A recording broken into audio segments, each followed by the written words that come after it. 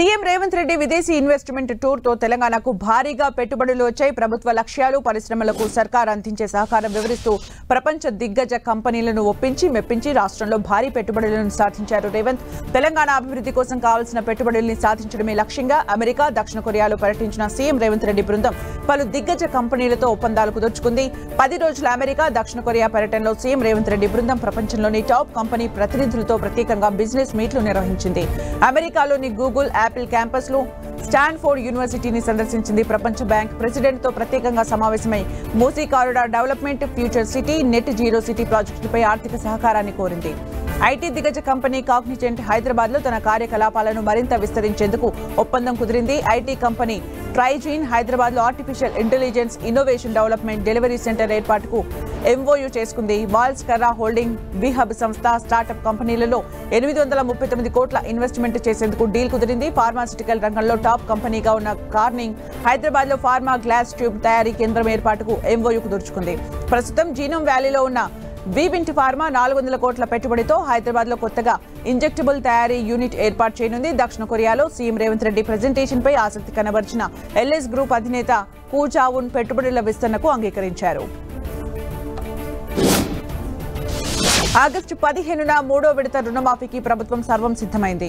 July 18న మొదటి విడత, July 30న రెండో విడత రుణమాఫీ చేసింది ప్రభుత్వం. 3వ విడతలో 1,50,000 నుంచి 2 లక్షల వరకు ఉన్న పంట రుణాలు మాఫీ చేయనున్నారు. 2 లక్షల వరకు ఉన్న పంట రుణాలున్న రైతులకు చివరి విడతగా నిధులు కేటాయించాలని ప్రభుత్వం నిర్ణయించింది. రాష్ట్ర రైతాంగాన్ని రుణ విముక్తుల్ని చేస్తామని హామీ ఇచ్చిన కాంగ్రెస్ ప్రభుత్వం మాట ప్రకారం రుణమాఫీ ప్రక్రియను కొనసాగిస్తోంది. ఇప్పటికే 1,50,000 రూపాయల వరకు ఉన్న రుణాలు మాఫీ చేసిన ప్రభుత్వం ఆగస్టు 15వ తేదీన స్వాతంత్ర్య దినోత్సవం సందర్భంగా 3వ విడత పంట రుణమాఫీకి రాష్ట్ర ప్రభుత్వం సన్నద్ధమైంది. ఈ మేరకు 15 ఆగస్టున 3వ విడత రుణమాఫీని ముఖ్యమంత్రి రేవంత్ రెడ్డి ప్రారంభించబోతున్నట్లు సీఎంఓ ప్రకటించింది. విదేశీ పర్యటన నుంచి రాష్ట్రానికి తిరిగి వచ్చి రాగానే ముఖ్యమంత్రి రేవంత్ రెడ్డి ఖమ్మం జిల్లా వైరా మండలంలో పర్యటించబోతున్నారని, ఆ సందర్భంగానే 3వ విడత రుణమాఫీ ప్రక్రియను ప్రారంభిస్తానని వెల్లడించింది. ఖమ్మం జిల్లాలో చేపట్టిన సీతారామ ప్రాజెక్టు నిర్మాణంపై క్రెడిట్ పంచాయతీ మరింత ముదిరింది. ప్రాజెక్టు ట్రయల్ రన్ ఇప్పటికే పూర్తి కావడంతో ప్రాజెక్టును జాతికి అంకితం చేసే ముందు మంత్రులు వరుసగా ప్రాజెక్టును సందర్శించారు. దీనిపై మాజీ మంత్రి హరీష్ రావు చేసిన విమర్శలతో ఖమ్మం రాజకీయాలు వేడెక్కాయి. మంత్రులంతా క్రెడిట్ కోసం వెళ్తున్నారని, ఆగస్టు 15న సీఎం కూడా వెళ్తున్నారని హరీష్ రావు విమర్శించగా మంత్రి తుమ్మల తీవ్రంగా స్పందించారు. తాను ఏనాడు క్రెడిట్ కోసం పాకులాడలేదని, ప్రజల కోసం తపన పడ్డానంటూ మీడియా ముందే కన్నీరు పెట్టుకున్నారు. తాను ఎన్నో ప్రాజెక్టుల్లో భాగం పంచుకున్నానని, ఖమ్మం జిల్లా రైతాంగానికి సీతారామ ప్రాజెక్టుతో మేలు జరుగుతుందని ఏళ్లుగా తపన పడ్డట్లు ఆయన స్పష్టం చేశారు. తాను ఫ్లెక్సీల కోసం, క్రెడిట్ కోసం ఆరాటపడే వ్యక్తిని కాదన్నారు. జిల్లా ప్రజలకు సేవ చేస్తున్న తనపై ఇష్టానుసారంగా మాట్లాడటం సరికాదని సూచించారు. అంతకుముందు సీతారామ ప్రాజెక్టును తామే కట్టామని కాంగ్రెస్ మంత్రులు కటింగ్ ఇచ్చుకుంటున్నారని, 7 నెలల్లోనే ప్రాజెక్టు పూర్తయిందంటున్న కాంగ్రెస్ నేతల్ని చూసి జనం నవ్వుకుంటున్నారని హరీష్ రావు కామెంట్ చేశారు. విశాఖ స్థానిక సంస్థల ఎమ్మెల్సీ నామినేషన్ గడువు ఇవాళ మధ్యాహ్నం 3 గంటలతో ముగిసింది. వైసీపీ నుంచి మాజీ మంత్రి బొత్స సత్యనారాయణ, స్వతంత్ర అభ్యర్థి షేక్ సఫీ ప్రస్తుతం పోటీలో ఉన్నారు. స్వతంత్ర అభ్యర్థి నామినేషన్ ఉపసంహరించుకుంటే ఎమ్మెల్సీ ఎన్నిక ఏకగ్రీవం కానుంది. విశాఖ స్థానిక సంస్థల ఎమ్మెల్సీ ఎన్నికపై టీడీపీ అధినేత చంద్రబాబు అనూహ్య నిర్ణయం తీసుకున్నారు. చంద్రబాబు నిర్ణయంతో పోటీకి దూరంగా కూటమి ఉండనుంది. టెలికాన్ఫరెన్స్ లో తన అభిప్రాయాన్ని కూటమి నేతలకు సీఎం చంద్రబాబు తెలిపారు. హుందా రాజకీయం చేద్దామని ఈ సందర్భంగా టీడీపీ నేతలకు చంద్రబాబు చెప్పారు. వెంటనే కూటమి నేతలు చంద్రబాబు నిర్ణయాన్ని ఆమోదించారు. టీడీపీ పోటీకి దూరం కావడంతో వైసీపీ ఎమ్మెల్సీ బొత్స సత్యనారాయణ విజయం లాంఛనమే కానుందని తెలుస్తోంది. విశాఖ స్థానిక సంస్థల ఎన్నికల్లో ఎంపీటీసీలు, జెడ్పీటీసీలు, మున్సిపల్ కౌన్సిలర్లు, కార్పొరేటర్లు కలిపి మొత్తం 838 ఓట్లు ఉన్నాయి. ఇందులో టీడీపీకి 200కు పైగా ఓట్లు ఉండగా తమకు 600కు పైగా ఓట్లు ఉన్నాయని వైసీపీ చెబుతోంది. ఇండిపెండెంట్ అభ్యర్థి పోటీలో ఉన్న, పోటీ నుంచి తప్పుకున్నా తమదే విజయమని వైసీపీ ధీమా వ్యక్తం చేస్తోంది.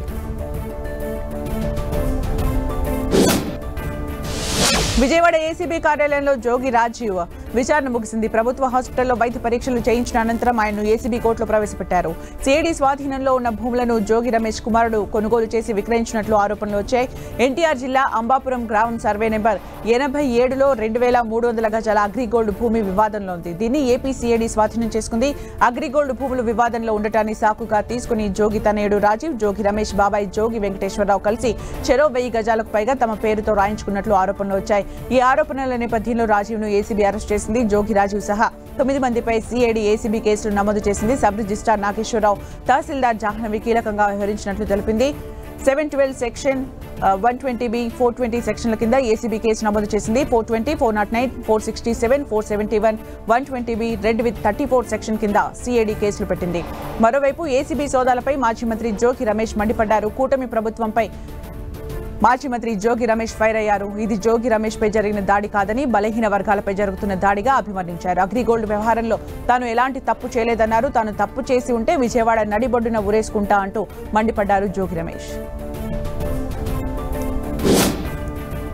హైదరాబాద్ లో అక్రమ కట్టడాల కూల్చివేతలు ప్రజాప్రతినిధులు అధికారుల మధ్య వార్కు దారితీశాయి. ప్రభుత్వ స్థలాన్ని కాపాడడం కోసం కట్టిన ప్రహరిని కూల్చివేయడంపై హైడ్రా ఎన్ఫోర్స్మెంట్ అధికారులు జూబ్లీహిల్స్ పోలీసులకు ఫిర్యాదు చేశారు. కూల్చివేతల వెనుక ఖైరతాబాద్ ఎమ్మెల్యే దానం నాగేందర్ ప్రోత్సాహం ఉందని, ఆయనపై చర్యలు తీసుకోవాలని ఫిర్యాదులో పేర్కొన్నారు. కూల్చివేతల ప్రభుత్వానికి 10 లక్షల ఆస్తి నష్టం జరిగిందన్నారు. హైడ్రా అధికారుల ఫిర్యాదుతో ఎమ్మెల్యే దానం నాగేందర్ తో పాటు గురు బ్రహ్మనగర్ బస్తీ నేతలు గోపాల నాయక్, రామచందర్లపై కేసు నమోదు చేశారు. రాజకీయ ఆరోపణలపై స్పందించిన రంగనాథ్ నగరంలో అక్రమ నిర్మాణాలు చేపట్టాలంటే భయపడే స్థితి తీసుకొస్తామని హెచ్చరించారు. జీహెచ్ఎంసీ ఎన్ఫోర్స్మెంట్ అధికారులు తనపై కేసు నమోదు చేయడంపై ఖైరతాబాద్ ఎమ్మెల్యే దానం నాగేందర్ ఫైర్ అయ్యారు. డిజాస్టర్ మేనేజ్మెంట్ కమిషనర్ రంగనాథ్ కు కొత్తగా వచ్చిన పదవి ఇష్టం లేనట్లుంది, అందుకే తనపై కేసు పెట్టారన్నారు. అధికారులు వస్తుంటారు పోతుంటారు, నేను లోకల్ అన్నారు దానం. నందగిరి హిల్స్ హుడా లేఅవుట్ లో ప్రజలకు ఇబ్బంది కలుగుతుందని, తాను అక్కడికి వెళ్లానని చెప్పారు. అక్కడ జరిగిన విషయాన్ని రంగనాథ్ దృష్టికి తీసుకెళ్లానని తెలిపారు. అక్కడి ప్రజల సమస్యలు నెరవేర్చడం తన బాధ్యత అంటూ చెప్పుకొచ్చారు. నందగిరి హిల్స్ ఘటనపై అధికారులకు ప్రివిలైజేషన్ నోటీసులు ఇస్తానన్నారు దానం నాగేందర్. అధికారులపై చట్టపరమైన చర్యలు తీసుకుంటామని తెలిపారు. ఈ విషయాన్ని సీఎం రేవంత్ రెడ్డి దృష్టికి తీసుకెళ్తానన్నారు. గతంలోనూ తనపై కేసులు పెట్టారని, కేసులు తనకు కొత్తేమీ కాదన్నారు. పేద ప్రజల కోసం ఎన్ని కేసులైనా భరిస్తానని దానం చెప్పారు. శ్రీకాకుళం టెక్కలి ఎమ్మెల్సీ దువ్వాడ శ్రీనివాస్ ఫ్యామిలీ వ్యవహారంలో ప్రస్తుతం కాంప్రమైజ్ కోసం ప్రయత్నాలు జరుగుతున్నాయి. ఎవరికి వారే తగ్గేదే లేదన్నట్లుగా వివరిస్తుండటంతో ఇరువైపుల కుటుంబ పెద్దలు, బంధువులు వీరి మధ్య రాజీ కోసం చర్చలు జరుపుతున్నారు. ప్రధానంగా ఈ చర్చల్లో దువ్వాడ వాణి కూతుళ్లు 5 డిమాండ్లను దువ్వాడ శ్రీనివాస్ ముందుంచారు. తనని తన కూతుళ్లను ఇంట్లోకి అనుమతించాలని దువ్వాడ వాణి కోరుతున్నారు. ఇంతటి రచ్చకు కారణమైన దివ్యల మాధురిని ఇంట్లోకి తన భర్త జీవితంలోకి రానివ్వకూడదని డిమాండ్ చేస్తున్నారు వాణి. దువ్వాడ శ్రీనివాస్ పేరు మీదున్న ఆస్తులని పిల్లల పేరు మీదకి మార్చాలని అంటున్నారు. అప్పులను తీర్చే ప్రతిపాదన కూడా ఆయన ముందు ఉంచారు. అంతేకాదు ప్రస్తుతం ఉంటున్న బిల్డింగ్ ను సైతం కూతుర్ల పేరు మీద రాయాలని చెప్పారు. చిన్న కూతురి చదువు, పెళ్లి బాధ్యత దువ్వాడ శ్రీను తీసుకోవాలనేది వాణి ప్రధాన డిమాండ్లుగా ఉన్నాయి. ఇటు దువ్వాడ శ్రీనివాస్ కూడా వాణి తరపున చర్చలకు వచ్చిన వాళ్ల ముందు పలు డిమాండ్లు పెట్టారు. ఆస్తుల్ని ఇచ్చేందుకు సుముఖంగా ఉన్నానంటున్నారు. అయితే ఎట్టి పరిస్థితుల్లోనూ బిల్డింగ్ ను ఇచ్చేందుకు విముఖత వ్యక్తం చేస్తున్నారు దువ్వాడ శ్రీనివాస్. పిల్లల బాధ్యత పూర్తిగా తానే చూసుకుంటానని హామీ ఇచ్చారు. వారికి ఎలాంటి లోటు రానివ్వననేది దువ్వాడ శ్రీనివాస్ వర్షన్. మొత్తానికి ఇరు వర్గాల నుంచి డిమాండ్లు తెలుసుకుంటున్న దువ్వాడ కుటుంబంలోని బంధువులు విడాకులు తీసుకోవద్దని నచ్చజెప్పే ప్రయత్నం గట్టిగా చేస్తున్నారు. మరి వీళ్ల చర్చలు ఏ మేరకు సఫలమవుతాయో చూడాలి.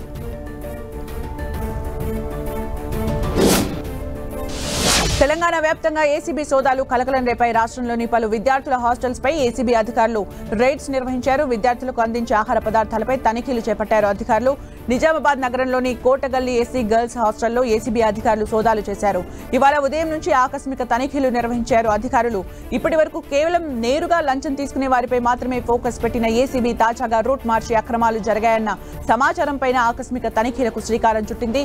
దీంతో ప్రభుత్వ శాఖల్లోని అక్రమార్కుల్లో వణుకు మొదలైంది. ప్రధానంగా కోటగల్లి హాస్టల్లో తప్పుడు బిల్లులతో ప్రభుత్వ ఖజానాకు పక్కదారి పట్టించినట్లు ఆరోపణలున్నాయి. ఈ నేపథ్యంలో ఏసీబీ అధికారుల తనిఖీలు హాట్ టాపిక్ గా మారాయి. రాజన్న సిరిసిల్ల జిల్లా సిరిసిల్ల అర్బన్ పెద్దూరులోని గురుకుల పాఠశాలలోనూ ఏసీబీ సీఐ ఆధ్వర్యంలో పలు రికార్డులను తనిఖీ చేశారు. మహాత్మాగాంధీ గురుకుల పాఠశాలలో ఏసీబీ డీఎస్పీ ఉదయ్ రెడ్డితో పాటు ఏసీబీ అధికారుల బృందం, తూనికల కొలతల శాఖ, ఫుడ్ సేఫ్టీ అధికారుల బృందం సంయుక్తంగా ఆకస్మిక తనిఖీలు చేపట్టారు. పాఠశాలలోని పలు రికార్డుల్ని అధికారులు పరిశీలించారు. పాఠశాలలోని హాస్టళ్లలో వసతులు, విద్యార్థులకు అందించే ఆహారం, పాఠశాల హాస్టల్లోని పరిశుభ్రతపై ఎటువంటి జాగ్రత్తలు అంశాలపై ఏసీబీ అధికారుల బృందం అధ్యయనం చేశారు.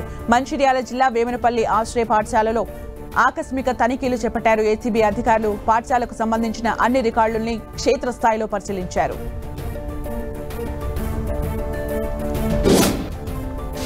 ఢిల్లీలోని ఏఐసీసీ ప్రధాన కార్యాలయంలో అధ్యక్షుడు మల్లికార్జున ఖర్గే అధ్యక్షతన కీలక నేతలతో సమావేశం జరిగింది. ఈ సమావేశానికి రాహుల్ గాంధీతో పాటు పీసీసీలు, ప్రధాన కార్యదర్శులు, రాష్ట్రాల ఇన్ఛార్జీలు కేసీ వేణుగోపాల్, జయరాం రమేష్, సచిన్ పైలట్, రాజేష్ శుక్లా సహా ఏసీసీ ప్రధాన కార్యదర్శులు హాజరయ్యారు. పార్టీ సంస్థాగత వ్యవహారాలు, వచ్చే అసెంబ్లీ ఎన్నికల సందిగ్ధతపై ఈ మీటింగ్లో చర్చించారు. అలాగే ఈ సమావేశంలో ఎస్సీ, ఎస్టీ వర్గీకరణ గురించి సుప్రీంకోర్టు తీర్పు ఇచ్చిన తీర్పుపై పార్టీ నేతలకు తమ వైఖరిని స్పష్టం చేశారు.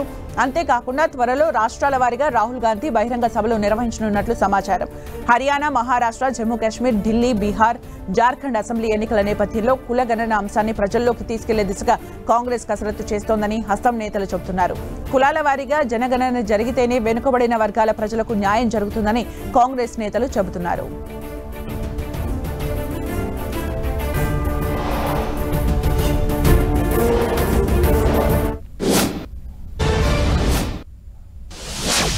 Back to news.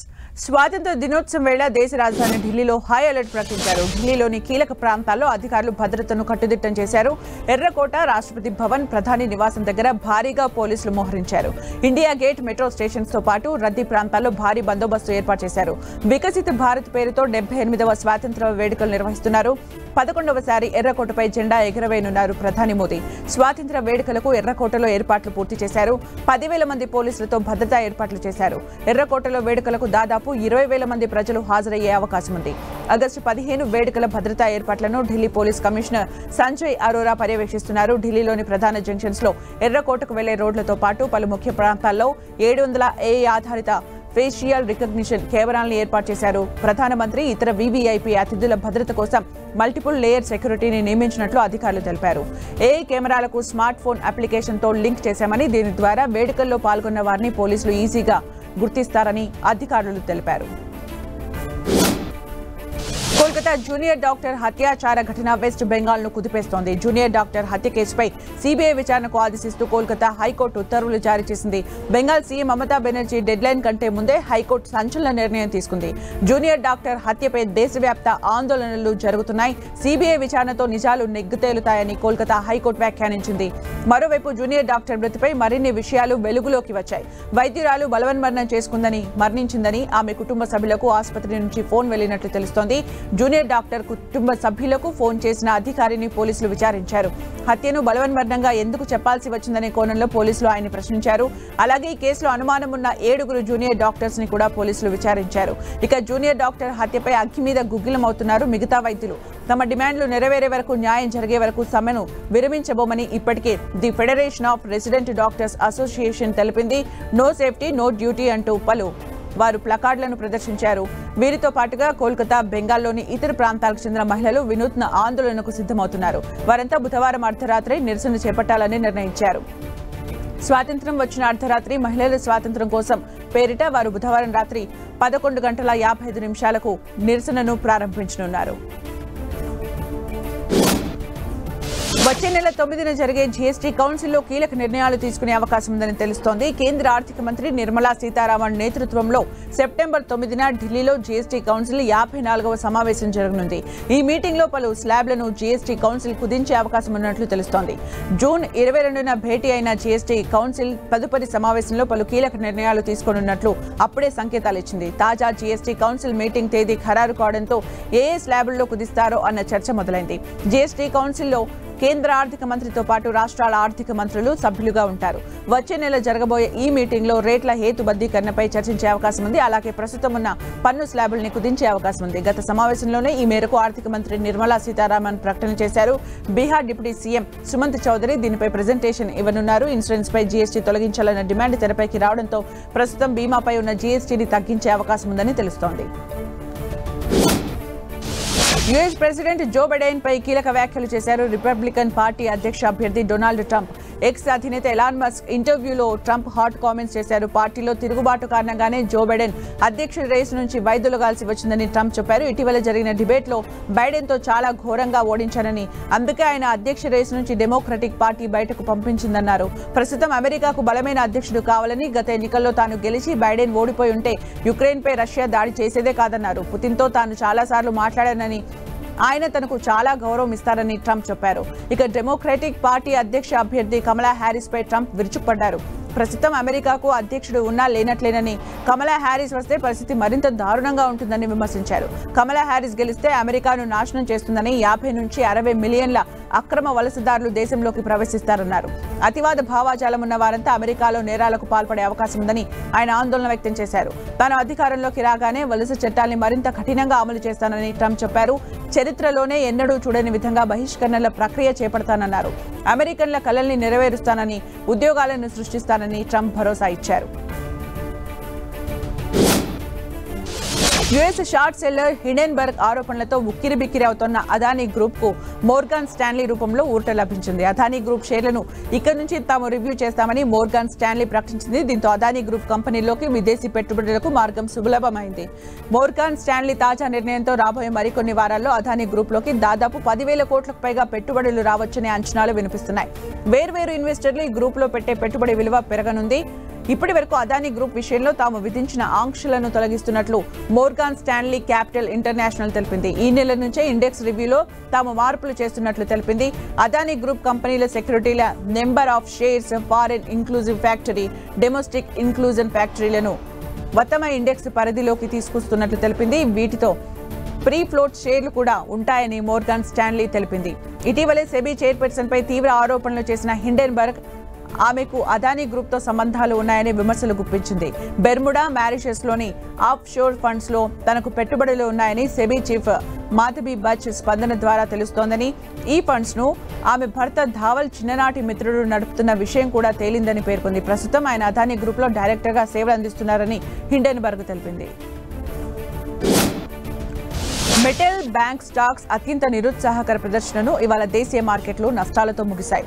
గ్లోబల్ మార్కెట్లు మిక్స్డ్ గా ఉండటంతో మార్నింగ్ సెషన్స్ లో ఆచితూచి ట్రేడింగ్ చేసిన ఇన్వెస్టర్లు మిడ్ సెషన్ తర్వాత ఒక్కసారిగా అమ్మకాలకు దిగారు. ముఖ్యంగా heavy weight stock HDFC bank 3.5% పైగా నష్టపోవడం మార్కెట్ను బలహీనపరిచింది. హెచ్డిఎఫ్సి బ్యాంక్ వెయిటేజ్ ని 2 దశల్లో పెంచుతామంటూ ఎంఎస్సిఐ ప్రకటించడంతో ఆ స్టాక్ సెంటిమెంట్ బలహీనపడింది. మార్కెట్ అంచనాలకు భిన్నంగా ఈ నిర్ణయం ఉండటం మార్కెట్ సెంటిమెంట్ పై ప్రభావం చూపింది. దీంతో సెన్సెక్స్ 79,000 దిగువన ముగిసింది. ట్రేడింగ్ మొత్తం మీద సెన్సెక్స్ 693 పాయింట్లు నష్టపోయి 78,956 వద్ద, నిఫ్టీ 208 పాయింట్లు కోల్పోయి 24,139 వద్ద ఇవాల్టి ట్రేడింగ్ ను ముగించాయి. ఇక ఇవాళ heavy weight stocks HDFC bank, IIC bank, SBI, ONGC, Reliance industries most active గా ట్రేడ్ అయ్యాయి. Titan, Apollo hospitals, doctor Reddy's labs, Tata consumer products, Nestle 6% నుంచి 2% లాభపడ్డాయి. BPCL, HDFC bank, Shriram finance, HDFC life, Bajaj finance 2 నుంచి 3.5% నష్టపోయాయి. ఇక ఇవాళ స్టాక్ మార్కెట్లో లిస్ట్ అయిన యూనికామర్స్ అదుర్స్ అనిపించింది. ఈ స్టాక్ 118% ప్రీమియంతో స్టాక్ మార్కెట్లోకి అడుగుపెట్టి ఇన్వెస్టర్లను ఆనందంలో ముంచెత్తింది. గ్లోబల్ మార్కెట్ ఎఫెక్ట్ తో ఇవాళ బంగారం, వెండి ధరలు భారీగా పెరిగాయి. గత 5 రోజులుగా బంగారం ధర పైకి చూస్తోంది. నిన్న స్వల్పంగా తగ్గిన వెండి ధర ఇవాళ మళ్లీ బరువెక్కింది. హైదరాబాద్ మార్కెట్లో ప్యూర్ గోల్డ్ 1,040 రూపాయలు పెరిగింది. దీంతో పుత్తడి ధర మళ్లీ 71,000ను క్రాస్ చేసి 72,000 వైపు పరుగులు తీస్తోంది. ఓవరాల్ గా చూస్తే గత 5 రోజుల్లో బంగారం ధర 2,350 రూపాయలు పెరిగినట్లయింది. ప్రస్తుతం హైదరాబాద్ మార్కెట్లో ప్యూర్ గోల్డ్ 10 గ్రాముల ధర 71,620 రూపాయలకు చేరింది. ఇక 22 క్యారెట్ల గోల్డ్ 10 గ్రాములు 65,650 రూపాయలు పలుకుతోంది. ఇక ఇవాళ సిల్వర్ రేట్ 1,000 రూపాయలు పెరిగి 88,500 రూపాయలు పలుకుతోంది. ఇక మెట్రో సిటీస్ విషయానికి వస్తే దేశ రాజధాని ఢిల్లీలో 24 క్యారెట్ల గోల్డ్ 71,218 రూపాయలు, 22 క్యారెట్లు 65,235, ముంబైలో 24 క్యారెట్ల గోల్డ్ 71,078 రూపాయలు, 22 క్యారెట్లు 65,107 రూపాయలు, చెన్నైలో 24 క్యారెట్ల గోల్డ్ 71,637, 22 క్యారెట్లు 65,619, కోల్కతాలో 24 క్యారెట్ల గోల్డ్ 71,987, 22 క్యారెట్లు 65,940. ఇక బెంగళూరులో 24 క్యారెట్ల గోల్డ్ ధర 72,196 రూపాయలు, 22 క్యారెట్లు 66,132 రూపాయలు పలుకుతోంది. ఇక అంతర్జాతీయ మార్కెట్లో ఔన్స్ గోల్డ్ $2,500 మార్కును మళ్లీ క్రాస్ చేసింది. ఈ వారం యుఎస్ ద్రవ్యోల్బణం డేటా వెలువడనుండటం, వడ్డీ రేట్ల తగ్గింపుపై మళ్లీ వార్తలు రావడంతో గోల్డ్ రేట్స్ కు రెక్కలొచ్చాయి. ద్రవ్యోల్బణం డేటా కనిష్టంగా ఉంటే మళ్లీ గోల్డ్ రేట్స్ లో ర్యాలీ రావచ్చని, ఒకవేళ ద్రవ్యోల్బణం రేటు పెరిగితే గోల్డ్ రేట్స్ దిగి రావచ్చని మార్కెట్ ఎక్స్పర్ట్స్ చెబుతున్నారు.